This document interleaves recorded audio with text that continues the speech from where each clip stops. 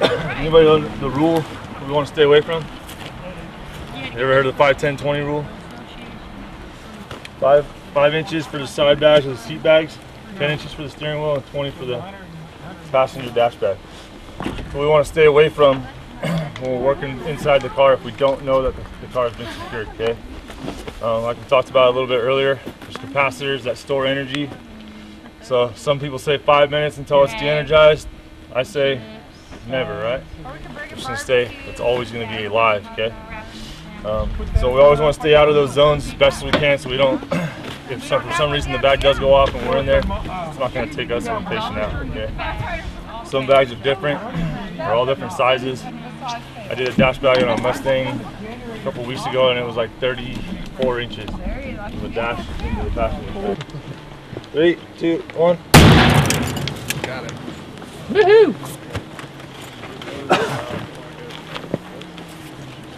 There's like a quarter pound on it. Real hot. Those things get up to like 2100 degrees, okay? So if you guys roll up on them real quick and those things just went off, stay away from grabbing those things without gloves on, things like that. That was a pretty weak bag. Didn't go out too far. But you saw how fast it came out? Some of them up to 200 miles an hour, so. You guys all seen the B-post blowout? 5th door, 3rd door. All right, who wants to run the tool? Come on with it. So, how can we make purchase points on this door without using a Halligan tool? Just that spreader in your hand. Squeeze. Squeeze, right? Squeeze the middle right there, and then we'll pull it in that way. Okay. What about a vertical lift? Put the bottom jaw here and then take the top one all the way into the roof panel and spread that out. See what happens. Perfect purchase point, right? Didn't use a tool. I wasn't slamming anything into the car to make a purchase point. I just used the hydraulic tools that our chiefs bought us, okay? Perfect way to do it. It had no intrusion into my passenger space, right? The tool stayed outside of the vehicle. Gave me perfect up here. So now just come into here and start working this way down until you get to the nadir. If the spread's working, go ahead and pop it. If not, we'll cut it.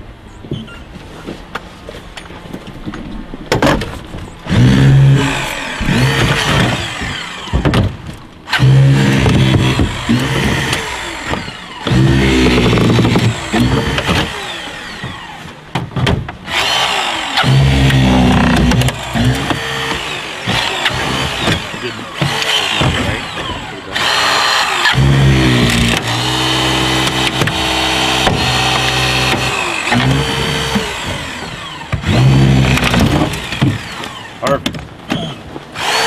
So, B-post blowout. That would have been my first maneuver right there. Vertical lift is what I call it.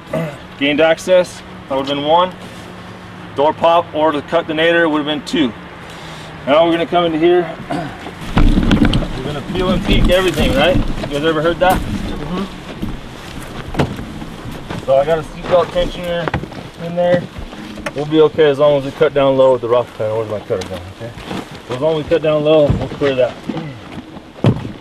So my next one is going to be a cut into the B-post as low to the rocker panel as possible and in line with it without cutting into the rocker. Now we need that cut down low.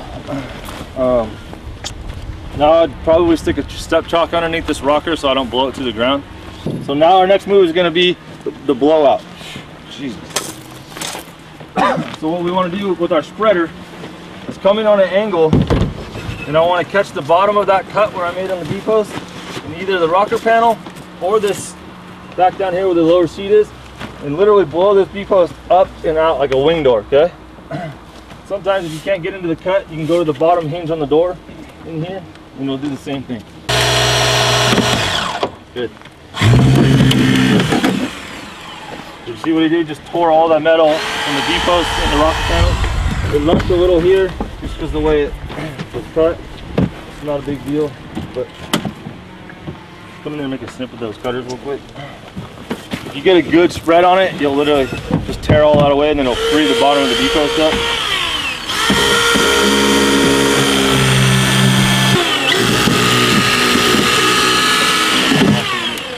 And we're going to come in and cut this.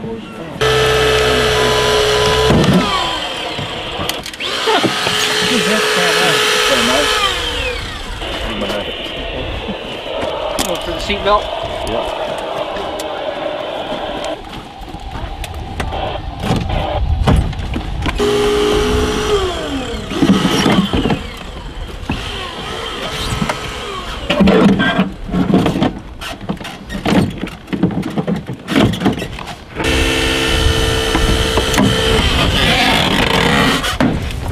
So both doors, depots, all in one. Full side removal, right? I can get patients out laying down, whatever. It's the best method right there. Usually it doesn't tear like that. Sometimes it does like it did in this one, so you have to make a couple extra snips. But normally we've been in 1, 2, 3, 4, come back 5, and now you have both doors of depots. Works real well. Again, if we can reinforce that rocker when we do that push or that blowout, helps us out because that stuff tends to want to blow out and go to the ground. So now let's take the rest of these. Let's take these 2 hinges.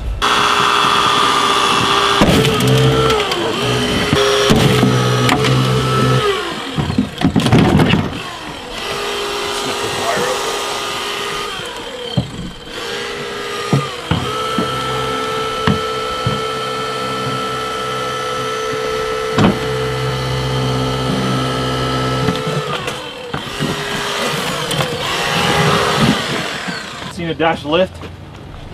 Or you guys do dash rolls most of the time with a ram? Dash roll. Put the ram into the B post, right? And then catch this A post here. So when you do a B post blowout, there's nothing to push off of anymore, right? So we do a dash lift or a dash jack.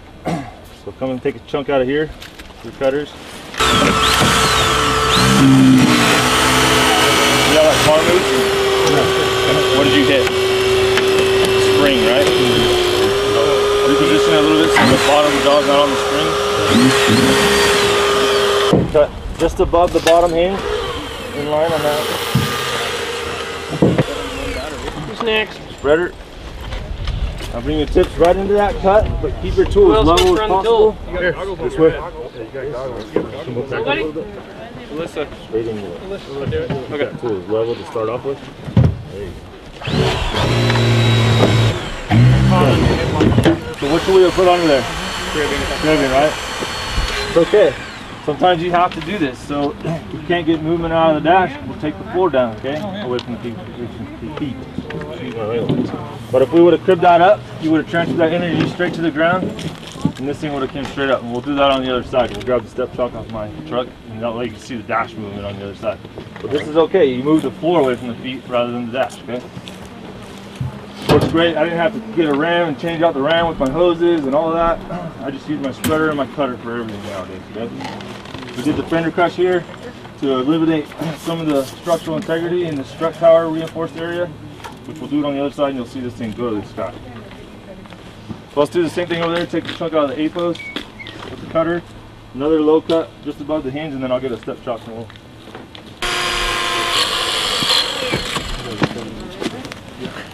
See how the angle of our metal is? We always want our tool to stay.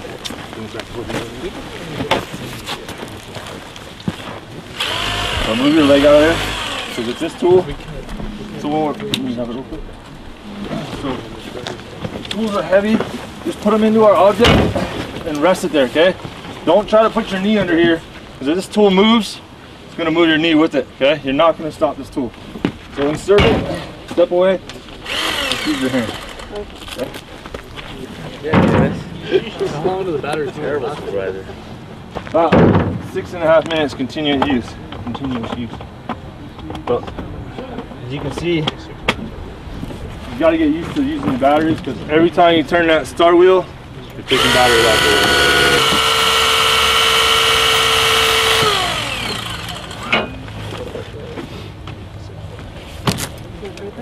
Yep. A little nervous about it?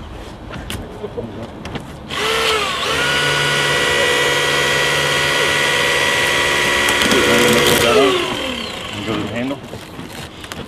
Now all you're doing is catching it when it falls.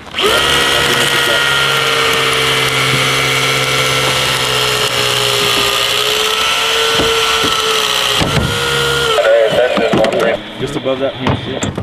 Make sure that goes straight. We have the rubber one.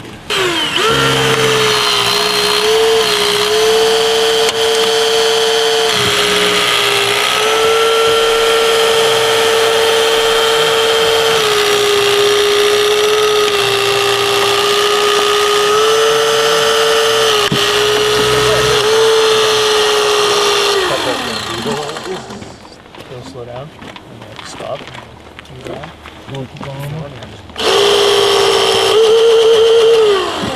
I don't know if you finished the cut or not. Yep.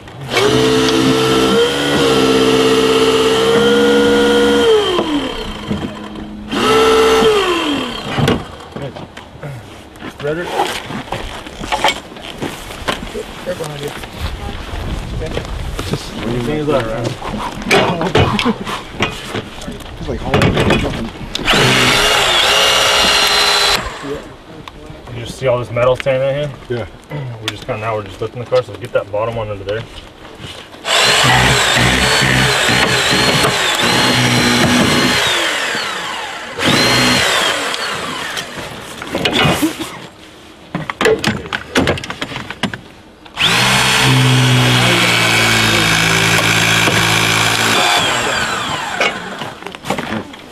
Pretty good movement. Nice. I'd say so. It's just all about getting the tool in the right spot and transferring that energy to make sure we get good metal behind the tips. Again, we probably only needed an inch. Got about 4 or 5 there. Didn't ever have to use my ram.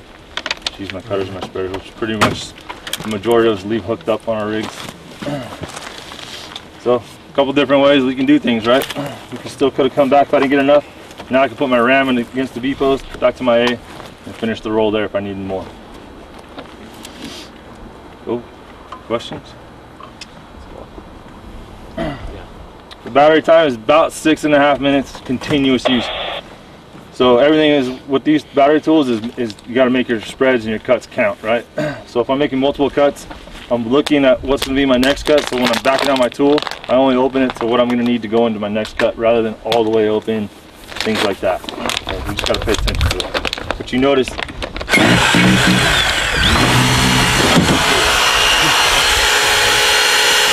With these battery tools, I can do this all day long, right? Yeah. No hoses, no nothing here. So here's a spreader, right? Pass it around. Batteries are going to be the biggest issue, but they're really not when we get good with them, okay? And it goes for any of the tools. Coolness? Yeah. Happy?